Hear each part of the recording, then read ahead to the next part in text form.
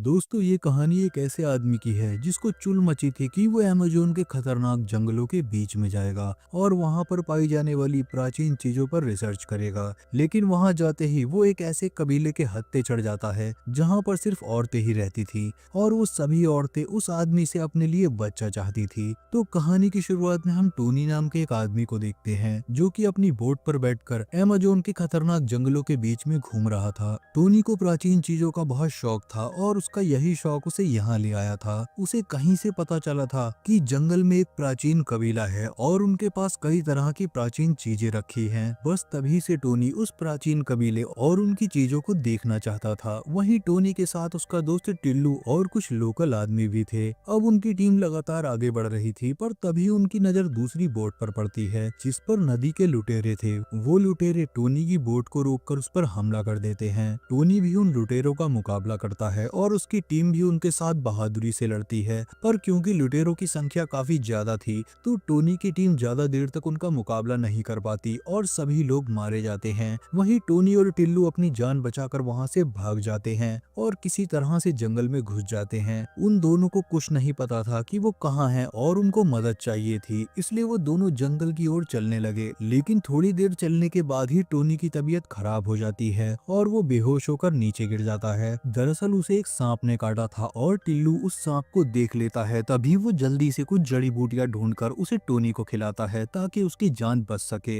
अब जड़ी बूटियां खाकर टोनी बच तो गया था लेकिन अभी भी उसकी हालत ठीक नहीं थी। उसे मदद की जरूरत थी, इसलिए टिल्लू मदद ढूंढने के लिए चला जाता है और टोनी वहाँ पर अकेला रह जाता है। आगे काफी देर बाद भी जब टिल्लू वापस नहीं आता तो टोनी उसे खुद ही ढूंढने निकल जाता है। वो जोर जोर से टिल्लू को पुकारने लगता है और तभी टोनी की आवाज वहाँ की जंगली लड़कियां सुन लेती हैं जो कि वहाँ के कबीले में रहती थीं। उधर टोनी की हालत अभी भी खराब थी, इसलिए वो ज्यादा चल नहीं पाता और फिर बेहोश हो जाता है। उधर वो जंगली लड़कियां लगातार उसे ही देख रही थीं और उन सभी के शरीर पर रंग लगा हुआ था। वो टोनी को बेहोश देखकर उसके पास आती हैं और उसे उठाकर चलने लगती हैं। दरअसल इस जंगल में एक कबीला भी था जिसके बारे में कोई नहीं जानता था। इस कबीले में सिर्फ लड़कियां ही रहती थीं और वही यहाँ का सारा काम करती थीं। हम देखते हैं कि टोनी को जिन लड़कियों ने उठाया था वो भी इसी कबीले की थीं और वो टोनी को उठाकर अपने कबीले में ले आती हैं। आगे टोनी को जब होश आता है तब वो अपने सामने नताशा नाम की एक लड़की को देखता है। नताशा उसे दवा पिलाना चाहती थी और उसके कहने पर टोनी वो दवा पी लेता है। फिर वो खड़ा होकर आसपास देखने लगता है। वो नताशा से उसका नाम पूछता है। नताशा उसे अपना नाम बताती है और साथ ही उसे वो ये भी बताती है कि वो 4 साल पहले इस जंगल में घूमने आई थी, लेकिन एक दुर्घटना की वजह से वो इन कबीले की लड़कियों के हाथ लग गई, जिसके बाद उन लड़कियों ने इसे अपने कबीले में शामिल कर लिया। अब वो दोनों बातें कर ही रहे थे कि तभी वहाँ पर कुछ लड़कियां आकर एक टब रख देती हैं। अब इससे पहले कि टोनी कुछ समझ पाता वो लड़कियां उस टब में पानी भरने लगती हैं, लेकिन टोनी को अभी भी कुछ समझ नहीं आ रहा था। तभी वो सारी लड़कियां टोनी को पकड़कर उसके सारे कपड़े उतारने लगती हैं। वो उसके सारे कपड़े उतारना चाहती थी लेकिन टोनी किसी तरह लेट जाता है, जिसके बाद वो टोनी को ऐसे ही टब में फेंक देती हैं और उसे नहलाने लगती हैं। वहीं टोनी की आवाज सुनकर बाकी लड़कियां भी वहां पर आ जाती हैं और वो सभी टोनी को देखकर हंसने लगती हैं। वहीं टोनी को लड़कियों पर गुस्सा तो आ रहा था लेकिन वो बेचारा कुछ कर नहीं सकता था। दरअसल वो सभी लड़कियां टोनी के साथ इंटीमेट होना चाहती थी लेकिन टोनी उनसे डरा हुआ था और उन्हें खुद से दूर कर रहा था। पर जब वो लड़कियां टोनी के साथ जबरदस्ती करने लगती हैं तभी टोनी किसी तरह से खुद को बचा लेता है और वो वहां से भागकर दूसरे कमरे में आ जाता है। लेकिन वहां पर भी उसे लड़कियां ही मिलती हैं। वो सभी लड़कियां हर हाल में उसके साथ इंटीमेट होना चाहती थी, लेकिन इस बार भी टोनी किसी तरह से बच निकला और वहां से भागकर एक नए कमरे में आ गया। उसने देखा कि उस कमरे में शातिर शेंकी नाम का एक लड़का था और कई सारी प्राचीन चीजें पड़ी थी। फिर टोनी जब उससे उन चीजों के बारे में पूछता है तब शातिर शेंकी उसे बताता है कि मैं इस जंगल में 10 साल पहले आया था। दरअसल मैं जंगल में रास्ता भटक गया था और तभी इन लड़कियों ने मुझे पकड़कर कैद कर लिया। मैंने भागने की बहुत कोशिश की लेकिन कभी भी सफल नहीं हो पाया। अब उसकी बातें सुनकर टोनी उससे इन प्राचीन चीजों और कबीले के बारे में पूछता है। तभी शातिर सेंकी उसे बताता है कि ये सभी चीजें सोने की बनी हैं और ये इस कबीले में पिछले कई हजार सालों से हैं। जिसके बाद वो टोनी को कबीले के बारे में बताता है और कहता है कि इस कबीले में सिर्फ लड़कियां ही रहती हैं और वो एक टाइम पर सिर्फ एक ही आदमी को इस कबीले में रखती हैं, क्योंकि इस कबीले का मानना था कि अगर एक समय में 2 या 2 से ज्यादा आदमी इस कबीले में रहे तो ये कबीला श्रापित हो जाएगा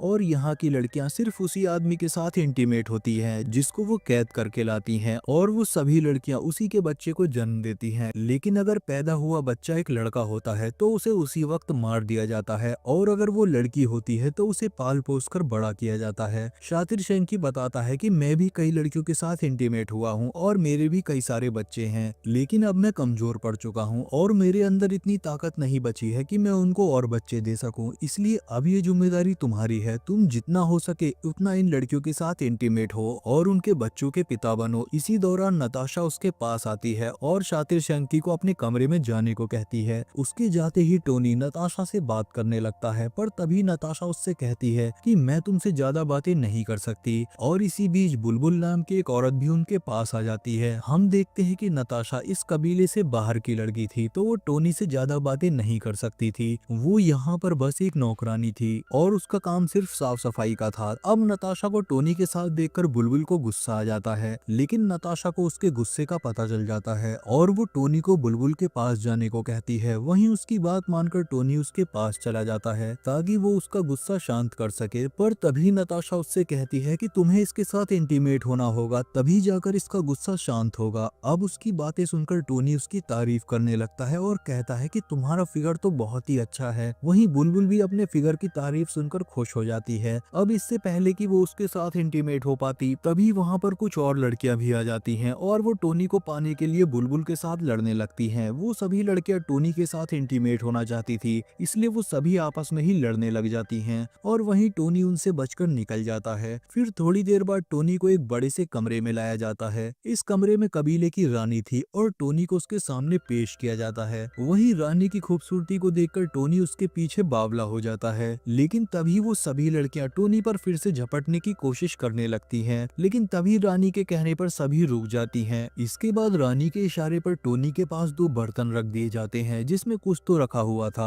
आगे एक औरत आकर उन बर्तनों में आग लगा देती है, जिसके बाद वहाँ पर धुआं उठने लगता है। हम देखते हैं कि उन बर्तनों में नशा था और उस धुएं की वजह से टोनी को भी नशा हो जाता है, जिसके चलते अब उसको सभी लड़कियां खूबसूरत लगने लगी थी, लेकिन उसको उनमें सबसे खूबसूरत रानी ही लग रही थी। उधर रानी भी उसके इरादों को समझ जाती है कि वो उसके साथ इंटीमेट होना चाहता है, जिसके बाद वो खुद ही उसके पास आती है और वो दोनों वहीं पर इंटीमेट होने लगते हैं। फिर अगले दिन हम देखते हैं कि कई सारे लोग जंगल की तरफ जा रहे थे और ये सभी लोग यहाँ पर टोनी को ढूंढने आए थे, लेकिन कबीले की लड़कियां इन पर हमला कर देती हैं। वहीं नताशा टोनी के पास आती है और उसे नींद से जगाती है। वो उससे कहती है कि जंगल में कुछ आदमी घुस आए हैं और वो सभी लड़कियां उनसे लड़ने गई हैं और यही सबसे अच्छा मौका है यहाँ से भागने का। इसलिए वो दोनों कबीले से भागने का फैसला करते हैं, पर जैसे ही वो दोनों दूसरे कमरे में जाते हैं वहाँ पर उन्हें शातिर शेंकी की लाश नजर आती है, जिसे उन लड़कियों ने कल रात ही मार दिया था। अब उसकी लाश को देखते ही वो दोनों डर कर वहाँ से भागने लगते हैं, पर तभी उनके सामने बुलबुल आ जाती है। बुलबुल के हाथ में तीर था और उसका निशाना टोनी पर था। अब टोनी उसे बातों में लगाने की कोशिश करता है, लेकिन तभी बुलबुल तीर चला देती है, लेकिन उसका निशाना चूक जाता है। तभी टोनी मौका देखकर उसे पकड़ लेता है, लेकिन बुलबुल उससे लड़ने की कोशिश करती है, पर तभी नताशा पीछे से उस पर हमला करके बुलबुल को बेहोश कर देती है। अब बेहोश बुलबुल को वो लोग वहीं पर छोड़कर वहाँ से भागने लगते हैं और भागते भागते जंगल में पहुंच जाते हैं। इसी बीच कुछ लड़कियां बेहोश हुई बुलबुल को देख लेती हैं और वो समझ जाती हैं कि ये काम टोनी का ही है, जिसके बाद वो सभी टोनी को ढूंढने के लिए जंगल की तरफ जाने लगती हैं। वहीं नताशा और टोनी उन लड़कियों को देख लेते हैं जो कि उन बाहरी आदमियों से लड़कर आई थी, जिसको देखकर ये दोनों छुप जाते हैं और उनके जाने का वेट करने लगते हैं। फिर उनके जाते ही वो दोनों फिर से भागने लगते हैं। जल्दी ही ये दोनों उन आदमियों की लाशों तक पहुंच जाते हैं जो टोनी को यहाँ पर ढूंढने आए थे,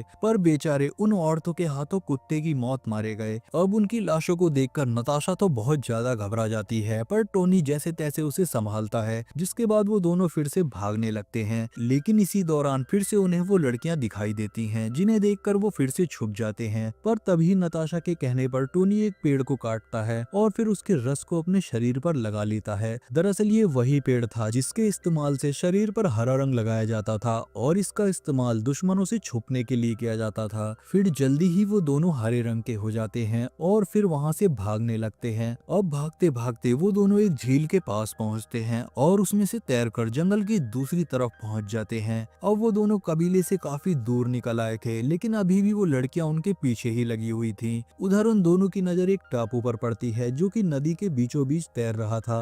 वो दोनों जल्दी से उस टापू पर आते हैं ताकि वो इन लड़कियों से दूर जा सकें। पर तभी वहाँ पर आते ही उन्हें एक हवाई जहाज की आवाज सुनाई देती है जो कि उनके ऊपर ही घूम रहा था। इस हवाई जहाज में टिल्लू था और वो यहाँ पर टोनी को ढूंढ रहा था। दरअसल जब टिल्लू टोनी के लिए मदद ढूंढने गया था तो वो वहाँ से रास्ता भटक गया था और इसी दौरान ही टोनी को कबीले की लड़कियां उठा ले गई थी। फिर कहानी के अंत में टिल्लू टोनी और नताशा को बचा लेता है, जिसके बाद टोनी और नताशा शादी कर लेते हैं और हमेशा के लिए साथ में रहने लगते हैं।